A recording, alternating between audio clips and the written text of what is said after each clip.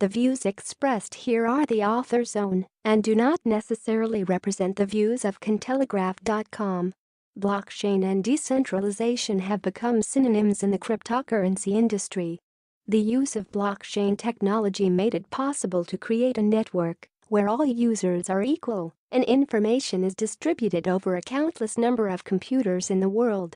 Decentralization has gained a particular value for banks and other commercial institutions since it brings a new dimension to the concepts of security and transparency. A study conducted in February 2018 by Professor Emin Gün Sirer demonstrated that Ethereum is much more distributed than Bitcoin, with nodes better spread out around the world. This results in the Ethereum network being more decentralized than its elder brother. Well, more doesn't necessarily mean absolutely. Is Ethereum 100% decentralized, anyway? This question has been frequently raised by the community and developers over the past 2 years. There are a lot of reasons supporting the argument, and many which are against it. One such reason could be the manipulation of commissions within the network caused by the massive launch of the CryptoKitties online game, which turned characteristics as decentralization into a myth. Cointelegraph offers you either to confirm or disprove this in 5 more myths about Ethereum decentralization. Myth 1: decentralization means distribution. To better understand what decentralization means in the Ethereum blockchain environment, let's refer to the concept as described by the network's founder Vitalik Buterin. On his Medium post, he expressed many important thoughts about the need for decentralization and the ways to achieve it. Decentralization is one of the words that is used in the cryptoeconomics space the most frequently and is often even viewed as a blockchain's entire raison d'etre. Vitalik states that decentralization is one of the fundamental concepts in blockchain, which is essential for protecting the networks from such problems as faults, attacks, and collusions. Although thousands of hours of research and development are aimed at achieving and improving decentralization, the exact meaning of the term is still unclear. Vitalik cites the example of the completely unhelpful, but unfortunately all too common diagram of decentralization, which has spread among users and even developers. Whereas the last 2 images should obviously be reversed, since decentralization means that none of the nodes has the ability to control the processing of all transactions on the network. Image source: Vitalik Buterin, Medium post. Myth 2: blockchain is resistant to errors. What are we supposed to do if even developers themselves are confused about the definition of decentralization? To clarify the ambiguity, Buterin created his own classification, which can be used to determine whether a network is centralized or not. Image source: Vitalik Buterin, Medium post. Architectural decentralization is based on the amount of physical computers in a system. The more the number of those computers it can tolerate breaking down at any single time is, the stronger its decentralization is. Political decentralization refers to the share of individuals or organizations ultimately controlling the computers that the system is made up of. Logical decentralization is identified according to the interface and data structures form, which can look more like a single monolithic object or an amorphous swarm. One simple heuristic is, if you cut the system in half, including both providers and users, will both halves continue to fully operate as independent units? Often, architectural centralization leads to a political one, although in computerized communities this can be avoided. The same cannot be said for logical centralization, which in turn makes it difficult to form an architectural and political decentralization. Myth 3: the Ethereum network is protected against attacks. What makes the network decentralized? These are 3 essential components that constitute the foundation of this unique characteristic. If at least one of them works incorrectly, the system can be turned into a centralized entity. Fault tolerance: decentralized systems are less likely to fail accidentally because they rely on many separate components that are not likely to fail. Attack resistance: decentralized systems are more expensive to attack and destroy or manipulate because they lack sensitive central points that can be attacked at much lower cost than the economic size of the surrounding system. Collusion resistance. It is much harder for participants in decentralized systems to collude to act in ways that benefit them at the expense of other participants, whereas the leaderships of corporations and governments collude in ways that benefit themselves but harm less well-coordinated citizens, customers, employees and the general public all the time. It may seem that not everything is simple, but at the protocol level, the situation looks somewhat different. For example, fault tolerance is useless if for some reason a large number of component computers fail to process the blocks at once. Vitalik Buterin cites an example from real life. Sure, 4 jet engines are less likely to fail than 1 jet engine, but what if all 4 engines were made in the same factory? And a fault was introduced in all 4 by the same rogue employee. Myth 4. The Ethereum network is resistant to attacks. Attack resistance works much better in systems based on the proof-of-stake POS algorithm, rather than proof-of-work POW, which the entire Ethereum blockchain operates on. This is one of the reasons why the Ethereum Foundation is switching to POS this year. The fact that Ethereum is vulnerable to attacks became known in September 2016 when a series of distributed denial-of-service DOS attacks led to a significant delay in the operation of the nodes. That time, despite the release of a series of Jeth updates including What Else Should We Rewrite, Come At Me Bro 1.4.15 and Poolit v1.4.17, the Ethereum developers failed to handle the DOS attacks. The situation was supposed to be remedied by the release of the several Ethereum improvement proposals (IPs). Some of the highlighted IPs that describe the protocol changes implemented in this hard fork include IP 155, Replay Attack Protection, which prevents transactions from one Ethereum chain from being rebroadcasted on an alternative chain. IP 160, EXP, that adjusts the price of EXP opcode so it balances with the computational complexity of the operation. IP 161, which makes it possible to remove a large number of empty accounts that were put in the state at very low cost as a result of earlier DOS attacks, and IP 170 for contract code size limit. However, in early October 2017, the new Ropsten network underwent new attacks. Ironically, at that moment it was being used for testing the new Ethereum Byzantium update code supposed to prevent DOS attacks by means of increasing the gas costs of opcodes. Myth 5. Pools collusion is impossible. No one seems to deal with the solo mining of Ether today. Users combine into large and small mining pools.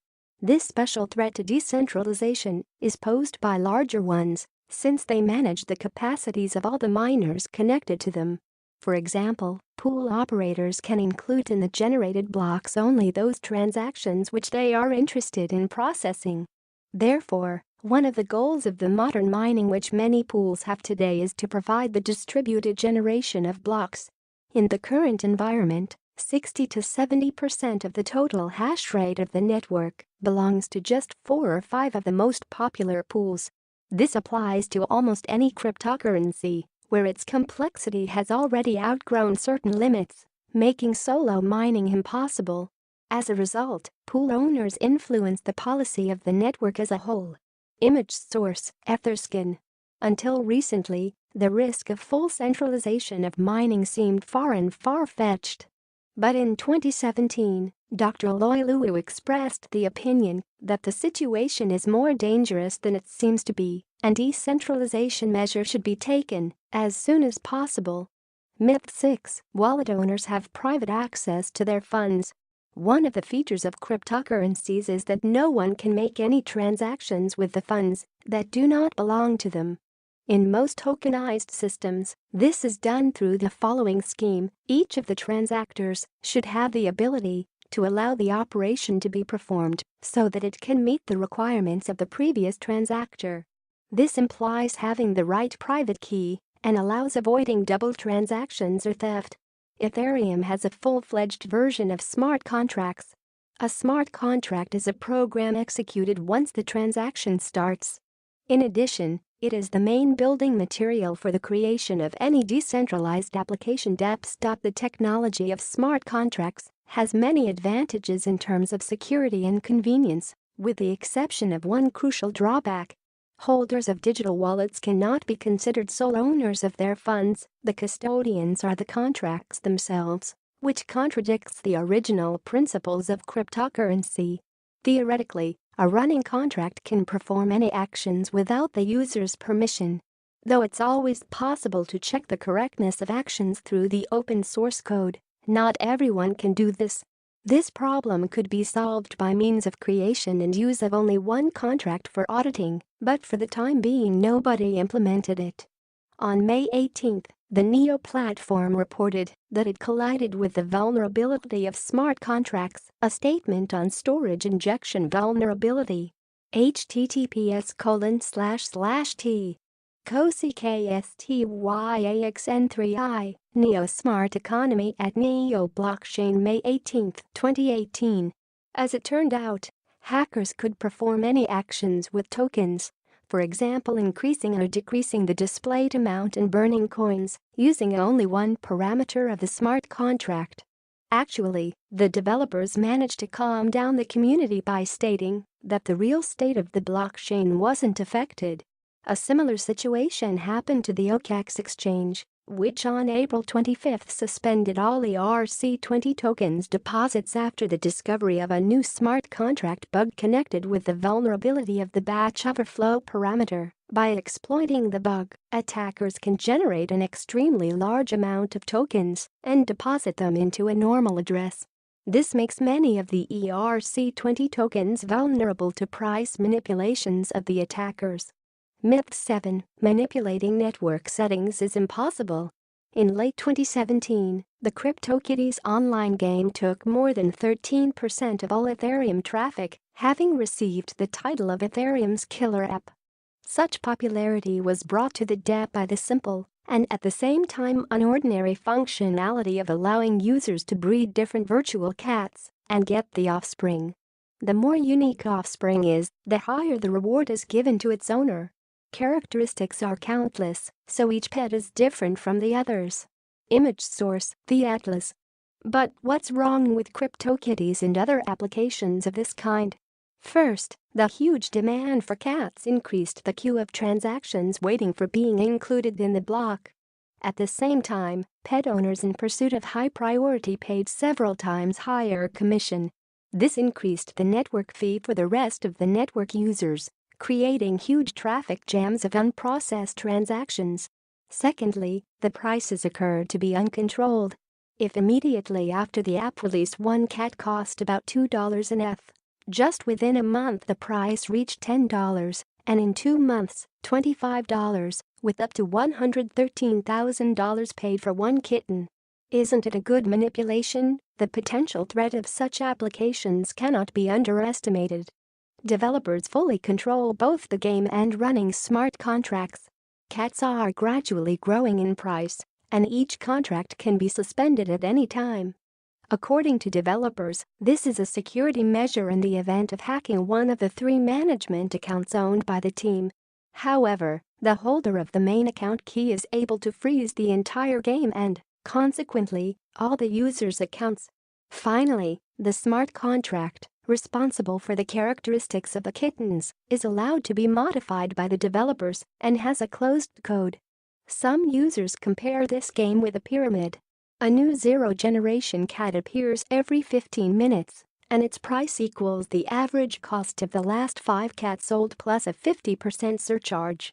The higher the generation is, the slower pets are reproduced. Zero-generation kittens belonging to developers are the most expensive. By selling all produced animals, developers can earn an income of over 2.2 MLNF, and this amount doesn't include commission for every action like mating and selling. It cannot be said that the popularity of CryptoKitties paralyzed the Ethereum network, but definitely it made its operation much more complicated, with prices getting expensive and transactions congesting the blockchain. It is still unknown how this will end. But if the number of breeding-type applications will grow, the decentralization of Ethereum may come under serious attack. Myth or not, decentralization is an integral part of any cryptocurrency. However, the numerous flaws resurfacing as the Ethereum blockchain continues to be used in different conditions confirm that the network is not 100% decentralized. There is still a lot of work to be done for elimination of centralizing factors.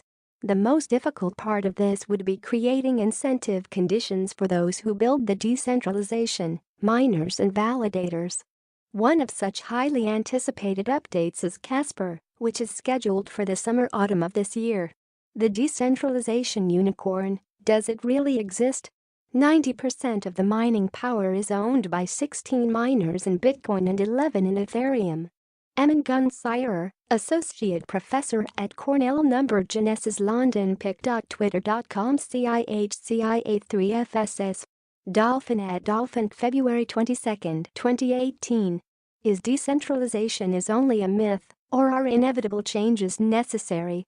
It is not a surprise that Cornell Professor Emin Gün Sirer compared it to unicorns. They are beautiful, everyone would like to believe in them, but logic does not allow